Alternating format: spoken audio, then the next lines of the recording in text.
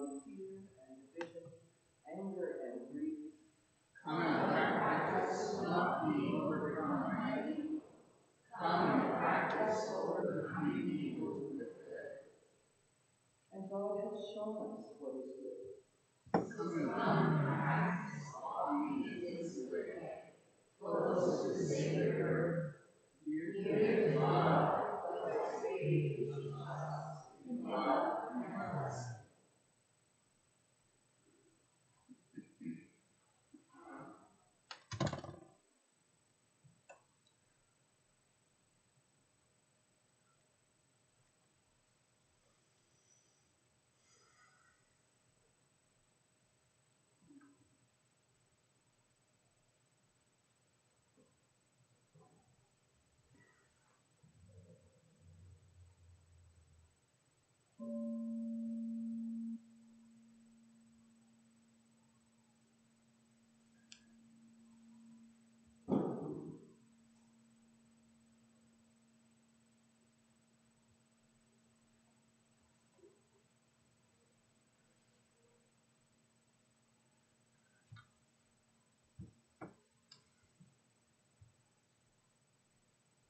The candle and the bell invite us into a place of deep silence, a place of awe and wonder.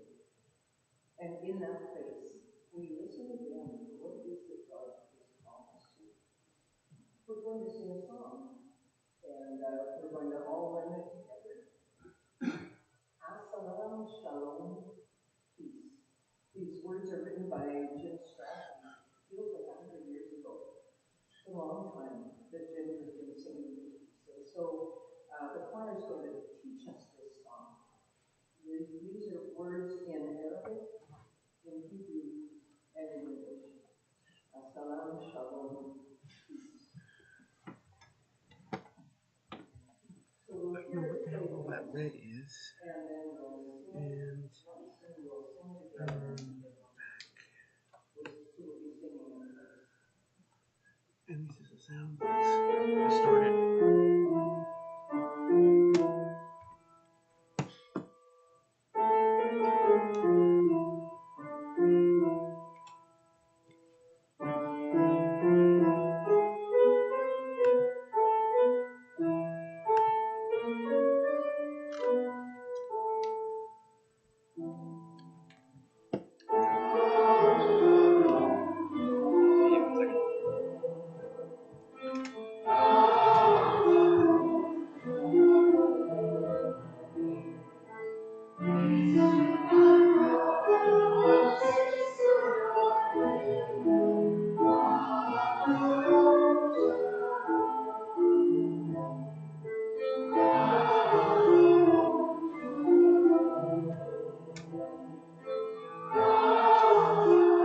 Sure.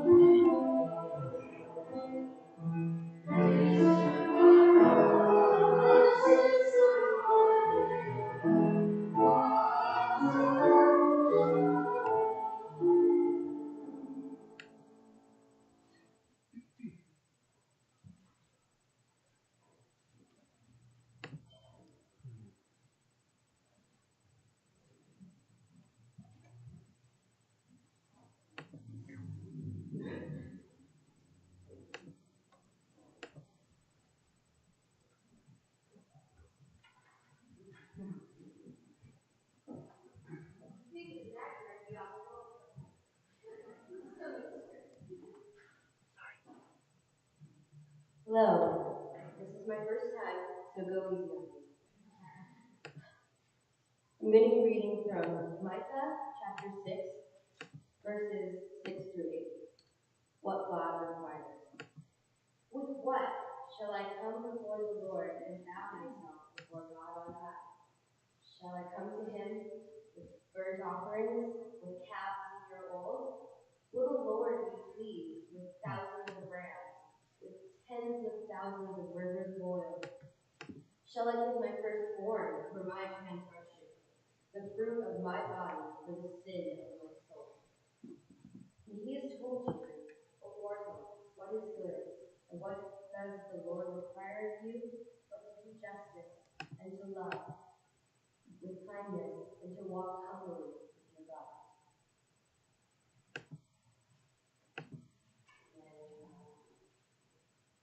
The next reading is from John, chapter 18, verses 36 to 38. Jesus answered, "My kingdom does not belong to this world. If my kingdom belonged to this world, my followers would be fighting to keep me from being handed over to the Jews. But as it is, my kingdom is not from here." Pilate asked him, "So, are you a king?" Jesus answered, "You say that I am a king. For this I was born, and for this I came into the world, to testify to the truth. Everyone who belongs to the truth listens to my voice." Pilate asked him, "What is truth?" After he said this, he went out to the Jews and told them, "I find no case against you."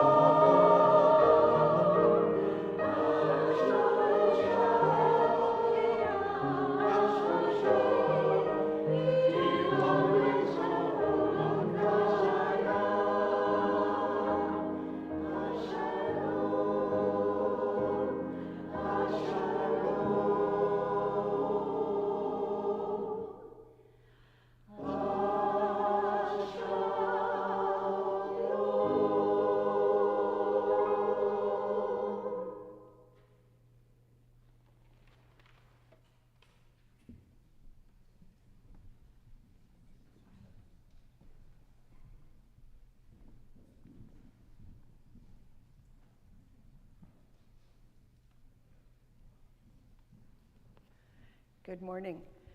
So as Louise said, my name is Katryn Harris, and I'm grateful to be able to share with you some of my questions and reflections on what that song was just about: truth, justice, and peace. For the last 2 years, the words from our creed, where it says we're called to seek justice and resist evil, have been kind of poking at me and pushing me to try and figure out, how do we respond to that? I think the hardest thing is figuring out, so what does that mean? And what I'm going to share with you today is just a bit of my story and my reflections on those words and on the readings that we heard. The reading from Micah talks about what God requires of us: to do justice, to love mercy, and to walk humbly with our God. And there's an interesting resonance, because Micah was preaching at a time when the kingdom of Israel was in great difficulty. The kings were corrupt and were not treating their people properly. He was preaching before and then after their fall to Assyria, which was another kingdom, about 740 BC. And he was calling the nation to repentance and the leaders to change their behavior. He rails at the leaders of Israel, accusing them of injustice, corruption, greed, theft, and failing to protect the poorest of the poor. And I just have to say, I don't think that's specifically about Israel necessarily. All rulers can do that. But I do think it's interesting that that was the context in which he was crying out for people to do justice and love mercy. And there certainly are echoes with what is happening today. About a year ago, I saw this poster from Save the Children that says, "Gaza is not a war zone. It is a graveyard for humanity's conscience." And this picture has really stayed with me, because I think a lot of us, we see what's happening in whatever way on the news, and we see what the world's leaders are doing to allow this situation to continue. And certainly many people I've talked with, it brings up questions about, what does international law mean? Does it actually have a meaning? And I think the pain of that question can pile on top of the pain of seeing what's happening to children and to our fellow human beings. So I'm going to assume you know something about what's happening. I'm not going to get into great gory detail, but people are being starved, bombed, denied medical treatment, killed for entertainment. And it can really be too much to take. So the question then becomes, so how do we live with that reality, and how do we respond? What do we do with it? A lot of people say to me, I just can't think about Gaza, or I just can't think about Palestine. It's too hard. And on the one hand, I really sympathize, because it's terrible what's going on. And I think we all need to filter how much of it we can take in. What's being done is just, it's terrible and it's heartbreaking, and it really needs to stop. But I don't think turning away is the answer. I think the real question is, what do we do when we're faced with the terrible and the heartbreaking? Now, whether it's worth watching videos on the news of bombing and devastation and body parts, I would say is highly debatable. I personally don't watch the videos. I stay very much in touch with the news, but I don't need to see that. Other people find it's useful. But at the same time, I know that this is what is happening. And it may feel like it's a world away from us, but it's our fellow human beings. And for myself, I think there's a certain arrogance in just saying, oh, it's too hard, I can't deal with it. Because regardless of what I feel about it, this is happening to people in another part of the world. And so they have to live it. So then I come back to the question of, so where is the middle ground between washing our hands of it, or hiding away from reality, and being overcome? And I think part of the answer to that is in finding and holding on to the truths that matter in the situation. So some people kind of find protection in the idea that it's complicated. What's going on is complicated. And it's hard to know what's true. And there's a long history. And it's complicated. And again, there is a truth to that. What is going on in the Middle East is very complicated, and I don't think any one of us has the answers. But again, I also don't think the answer is to be like Pilate and say, what is truth, and wash our hands and turn away. I think we can look at what is not complicated. And the number of children and civilians killed in Gaza is not in question, even according to the Israeli military records. There was a recent classified Israeli military database that showed that as of May, 83% of the dead in Gaza were civilians. So that's coming from the Israeli military. That's not complicated. The fact that some 2 million people have had food and water and medical supplies cut off is not really complicated, although it is hard to accept. The fact that entire families has been wiped out is not in doubt. So if we're called to seek justice and resist evil, the first part of that, I would say, is facing head-on what is happening. When I was a teenager, I had a poster on my wall, and it was this cute little furry animal, and it said, "I keep trying to hide from reality, but it always seems to find me." And I think that reality does find us, whether we want to find it or not. When I was in the West Bank last October, we met with a woman named Budur Hassan, and she's an Amnesty human rights reporter, as well as being a lawyer. And she said there's a reason we talk about bearing witness, because being a witness is a burden. And I got distracted. I wanted to show you a picture. Anyway, I may not get my pictures caught up because I'm thinking about what I'm saying, but there are pictures for some of these. So the question, once we look at what's happening, the next question becomes, so what action can I take? And a lot of people are moved to generosity, and they want to give money. And in a way, that's what we've learned. There's a tragedy, we can give some money, we've done something to help. Whatever our individual means may be, we can give a little bit. But right now with Gaza, money does not do anything. Even the people who are there on the ground are saying, money can't help us. So what do we do when people need something other than money from us? When no food or water or medicine can get into a place where people are starving. And so it's easy to become despairing or overwhelmed. And again, then we may want to turn away, because it hurts to think about what's happening. And I know when I was traveling in the West Bank, people would say to me, you know, nobody can understand what's happening in Gaza. So we may say to ourselves, well, I can't do anything anyway. And we're busy. And we all have a lot of stress in our own lives. And there's so much suffering in the world, and you're probably doing something to alleviate that suffering, whether in the life of someone near you or somewhere else in the world. And for many years, my mother, who's a United Church minister as well, tried to get me involved in what was going on in Palestine. And I always told her that I wanted to focus on local issues. You know, I'm quite involved with the First Nations in my community on the Sunshine Coast. And at the time, that was the right thing for me. But 3 things changed in the world and in my life. The first one was that my mother basically guilted me into agreeing to go on a trip with her to Palestine. She'd been going for many years, and she was telling me she was getting older and this was going to be her last trip, and she really, really wanted me to come. So eventually I agreed to go. And we were going to fly out of Toronto on October 10th, 2023. So I live on the Sunshine Coast.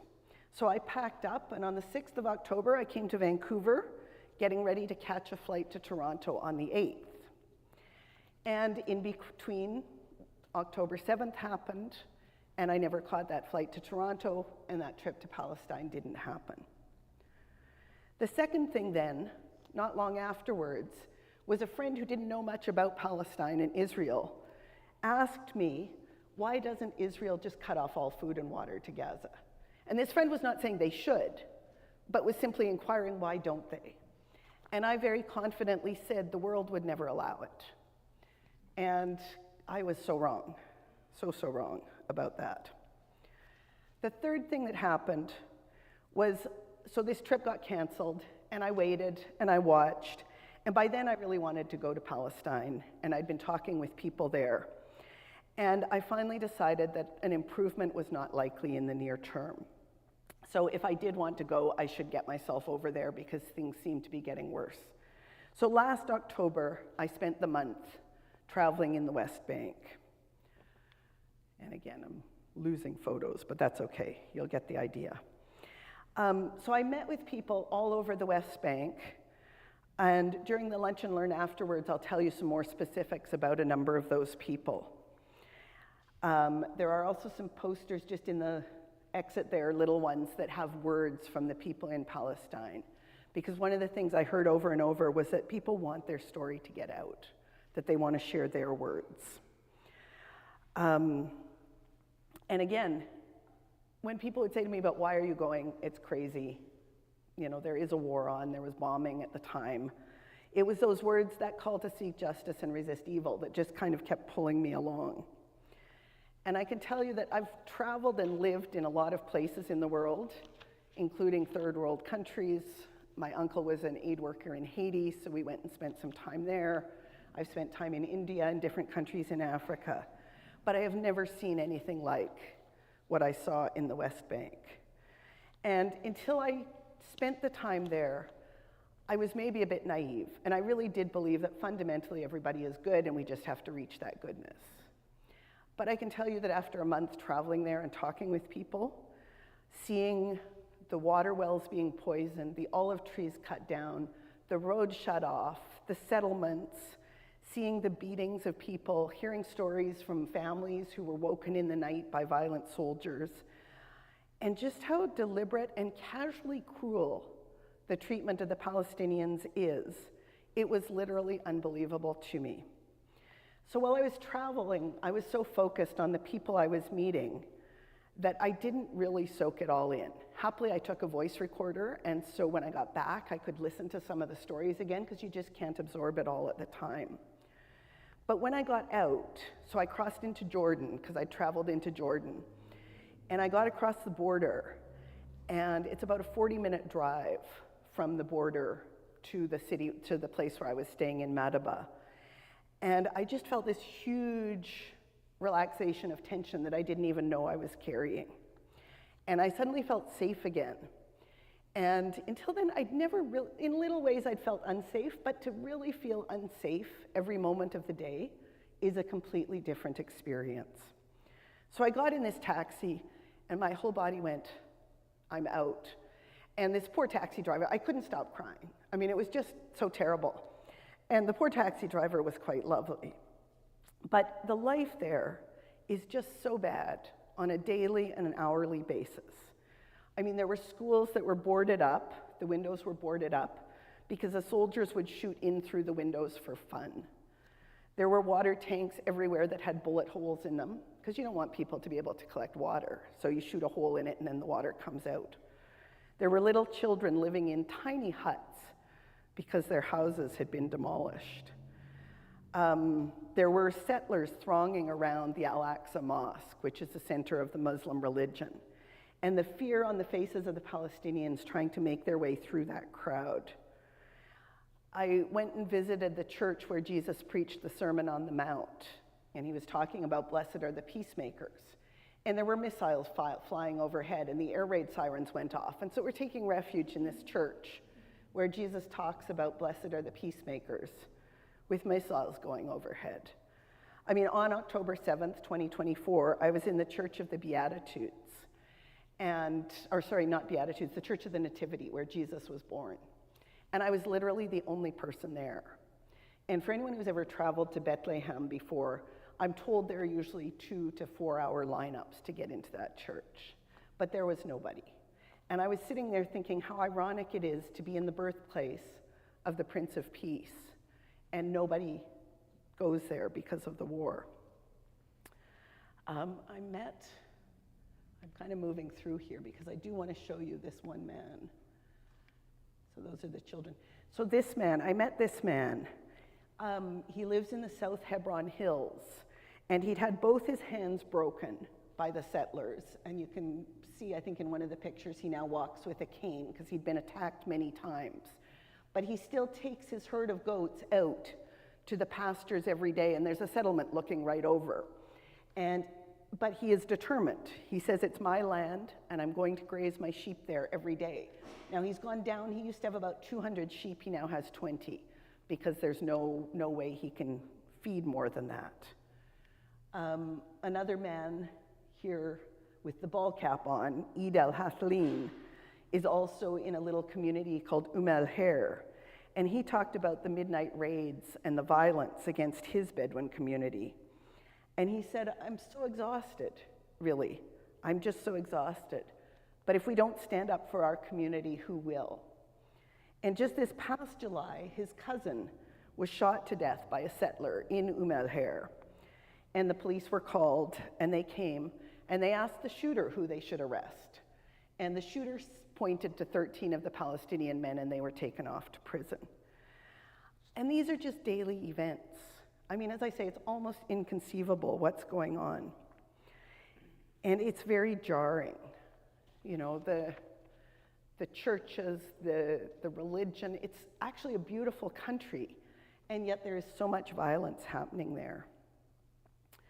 I saw a settler family in an occupied East Jerusalem, and they had their armed guards, and there was a little 8-year-old girl, and she just looked absolutely terrified as she walked through the streets with her armed guard.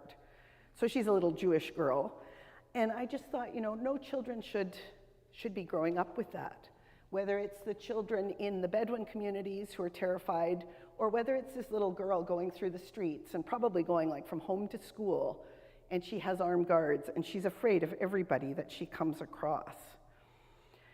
I saw a settler who had a large gun, probably a machine gun, I don't know guns, but he had a huge gun over his arm, and he had a baby in the same arm. He was carrying his baby.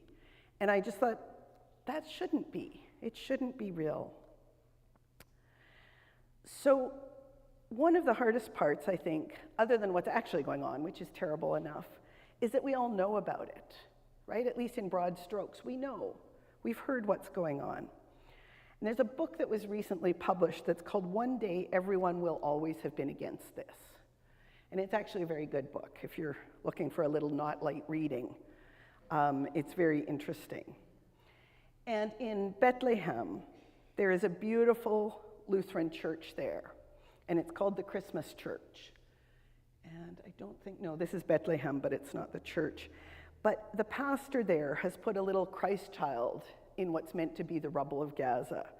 And he says if Jesus were to be born today, he would be born under the rubble in Gaza. And then he went on to say, if we as Christians are not outraged by the genocide, by the weaponization of the Bible to justify it, there is something wrong with our Christian witness, and we are compromising the credibility of our gospel message. So again, then I come back over and over to the question, so how do we make sense of what's going on? Especially if we know that Canadian charities are still sending free tax dollars, our tax dollars, to fund the settler violence, and that Canada is still sending supplies to the Israeli army that's bombing Gaza. And we imported almost 1,000 million, so almost $1 billion worth of goods from Israel in 2024. And many of the companies we buy from here are funding what's going on. And there are so many different ways that we can seek justice or resist evil. Some people lobby the government. Some people turn to boycotts. Some travel to Palestine, as I did. Some sign petitions. Some raise money. Some go to protests. Some wear keffiyehs. I think all of them are good. I don't think there is one way that works for everybody.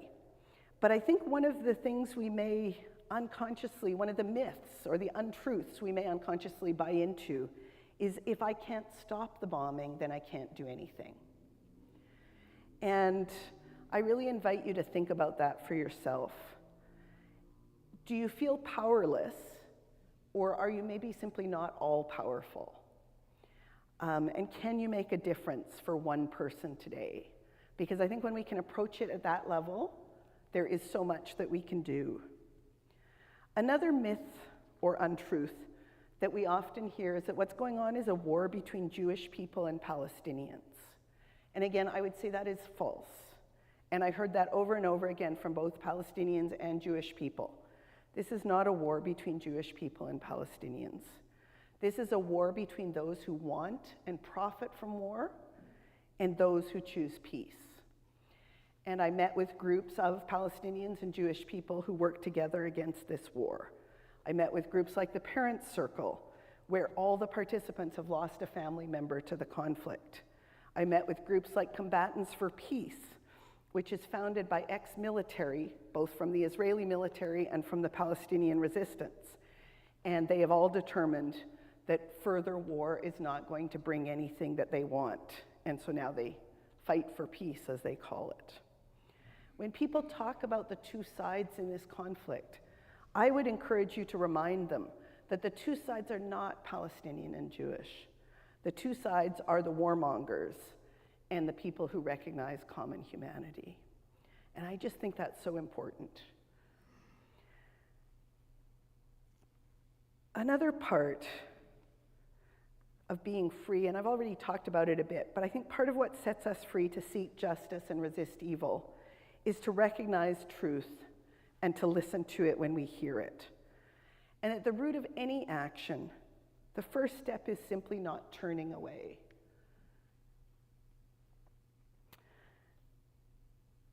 Then I think the next step is to figure out, what do we believe?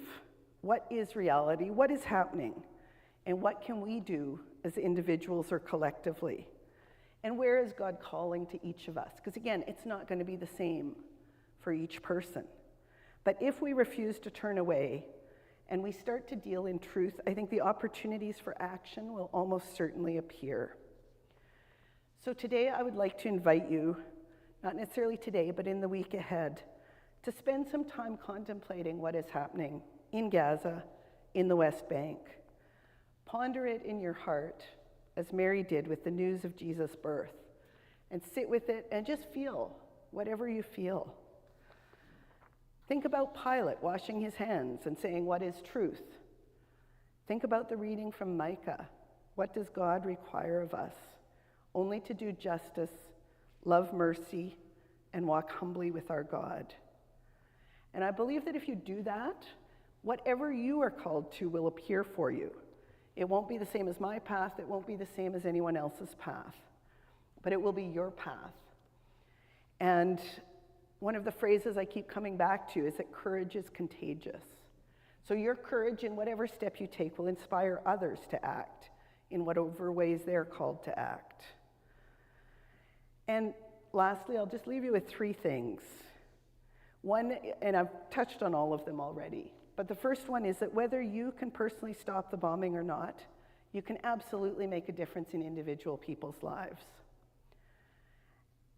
The second one, and again, I just talked about it, it's so important that what's happening is not a war between Jewish people and Palestinians, but a war between those who want and who profit from war, and those who can see our common humanity regardless of labels, and who seek justice and peace. And the last thing is that darkness cannot put out light. At the WIAM, so there's a place in Bethlehem called the WIAM Palestinian Center for Conflict Transformation. And it's a Christian center based on Muslim principles of peacemaking and community solidarity. And that's where I saw this poster that says, "Hope is our unconquerable form of struggle." And I've actually put that on my phone because many days I need the reminder that hope, holding on to hope, is also a way to resist the forces of darkness. So I will leave you with that, or as John says, the light shines in the darkness, and the darkness has not overcome it. Thanks be to God.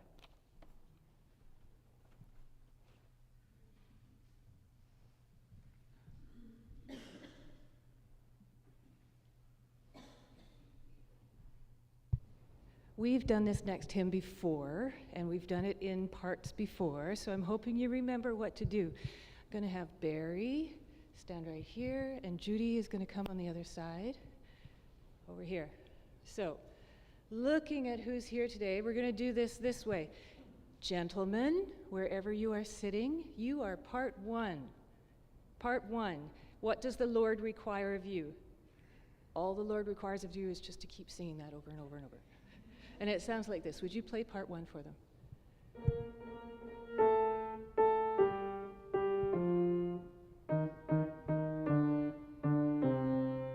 Let's try that. Gentlemen, go. What does the Lord require of you? What does the Lord require of you? That's all you have to do. Ladies on this side of the church, you are part two, which sounds like this.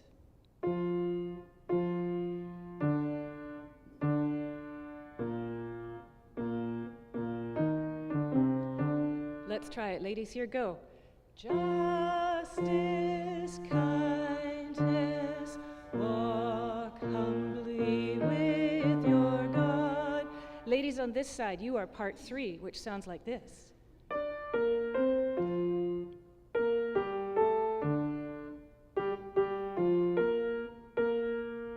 Let's try this, ladies, go. To seek justice and love kindness and walk humbly with your God. Barb's going to lead you. Barb, stand here. There you go. Thank you. Okay, so we're going to sing it once through, all together, part 1, 2, 3, and then we're going to break it up and the men are going to start. Are you ready? Everybody, here we go. What does the Lord? What does the Lord require of you?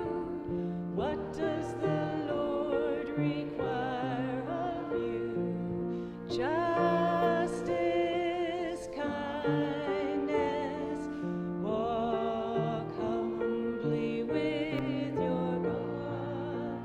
To seek justice and love kindness and walk humbly with your God. Okay, gentlemen, here you go. And what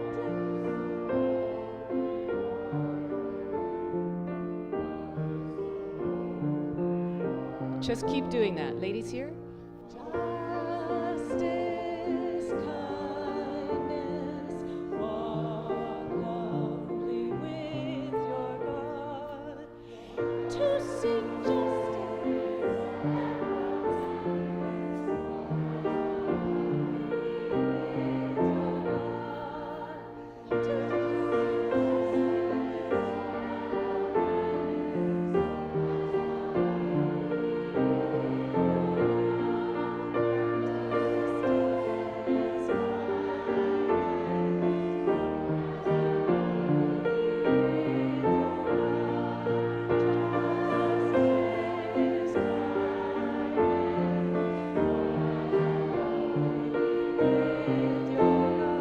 keep going.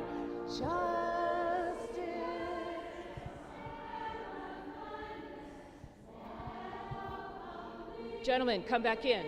Here we go. And what does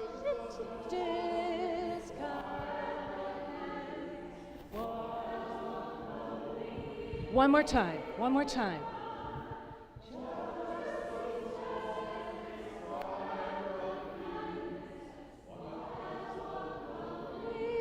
With your God. Thank you.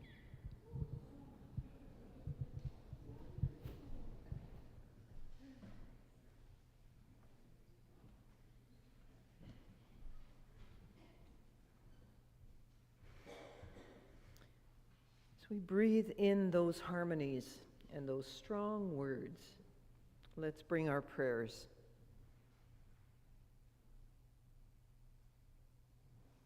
O holy, most merciful God, great is your name among us and in the world.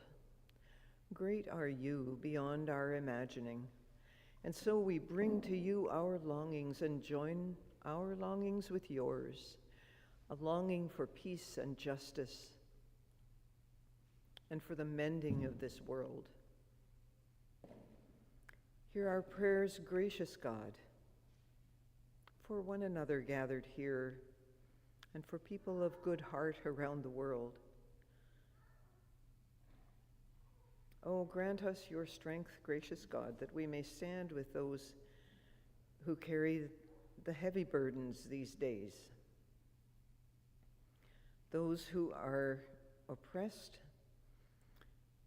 and yes, those who carry the burden of oppressing others. Grant wisdom, we pray, O God, to our leaders, and determination and a willingness to act, to bring peace and justice.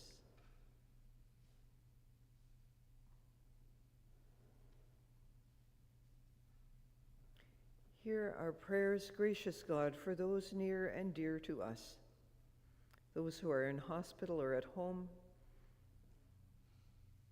those who are suffering in any way. Help us walk with compassion in this world. Thank you for the strength that you give us, the strength of love and caring for one another.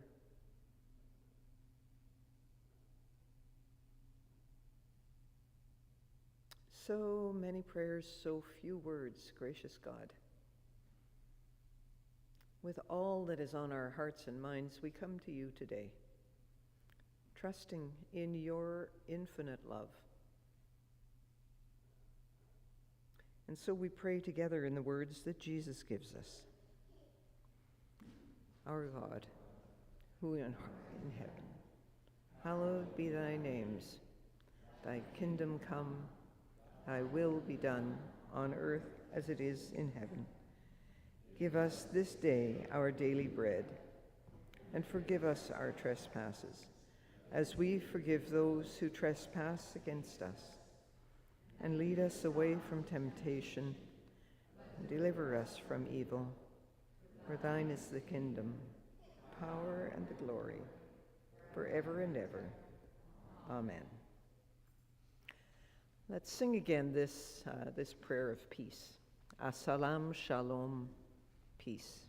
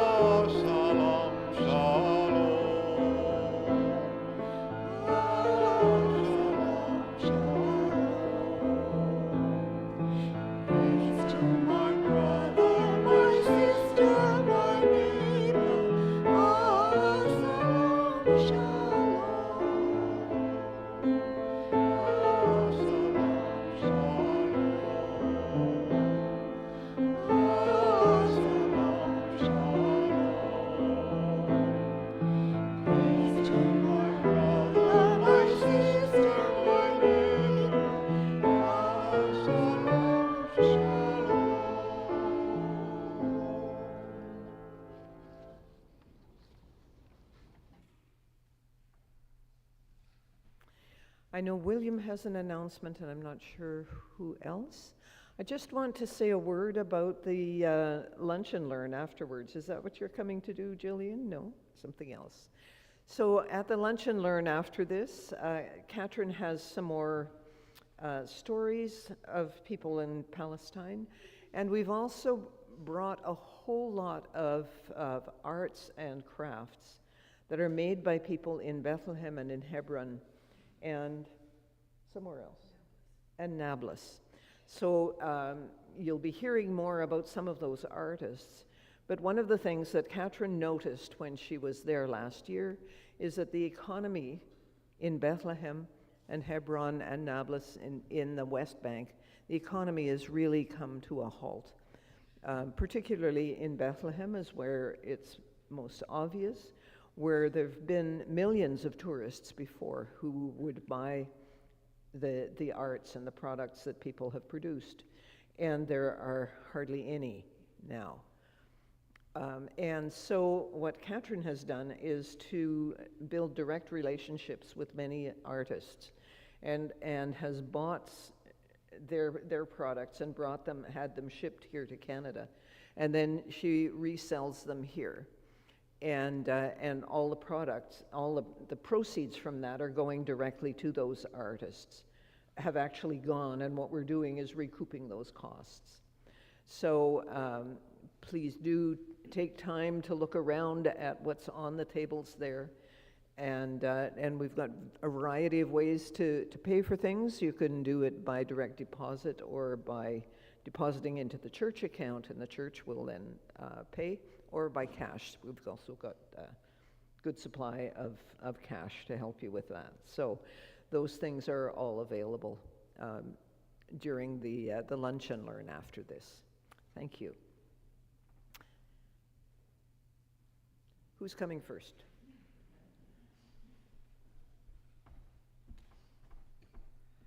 I feel sorry because this has nothing to do with everything we've heard today. And my heart is full. Thank you. But I did want to let those of you know that don't get e-news. I put something in the e-news this week, and I need to maybe get some hands up this week. Every other year since I've been here, I've done a Purdy's fundraising for Christmas. And I'm interested in just knowing off the top of by your hand, who would be interested in ordering Purdy's to pick up a couple weeks before Christmas, and the money would be fundraising. If you're interested, please put up your hand. Let me see how interested we are. Okay, that might decide for me. Thank you.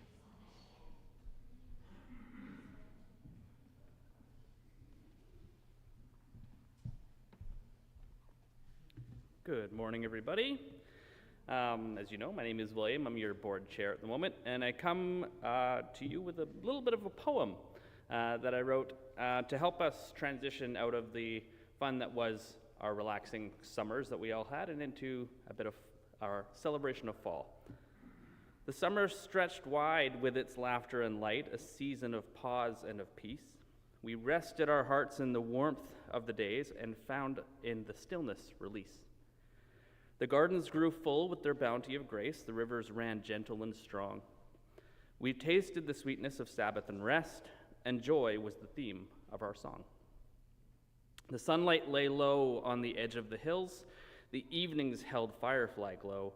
We cherished the moments of family and friends and let holy gratitude grow. But now comes the wind with its whispering call, the turning of leaves in the air. The geese write their hymns in the sky overhead, reminding us God's always there. The harvest time fields wear their golden array, a tapestry stitched from God's hand. The Spirit breathes change as the seasons revolve and calls us to rise where we stand. The board gathers back to the work we began to carry what waits with our care. With wisdom and hope, we will labor in love and strengthen the mission we share. If you were among those who offered your hand, your help on the job team this spring, please send me a note so the work can go on and blessings abound as we bring. And may all our efforts be seasoned with grace, our service made steady and true, for summer has filled us with rest and delight, and God now gives work we must do. So, if you had volunteered to be part of the team crafting the job descriptions, please either come to me or send me an email, and we will be starting that process very shortly. Thanks so much.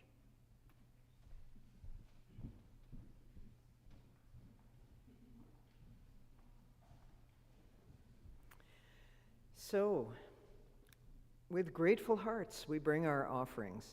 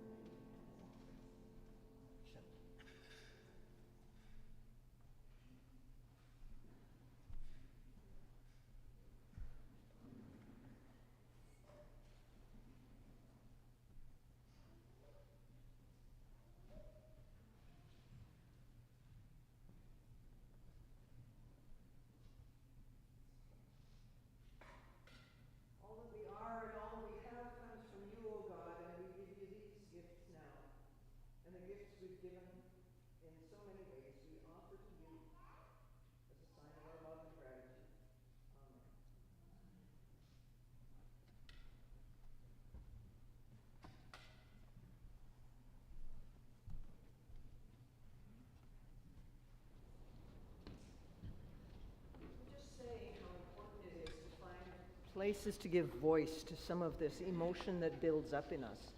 And certainly singing this hymn is one that allows us to express something of what's in our hearts. So breathe deep and sing full-heartedly in whatever way it is that God calls you to show up. Show up. Let's sing.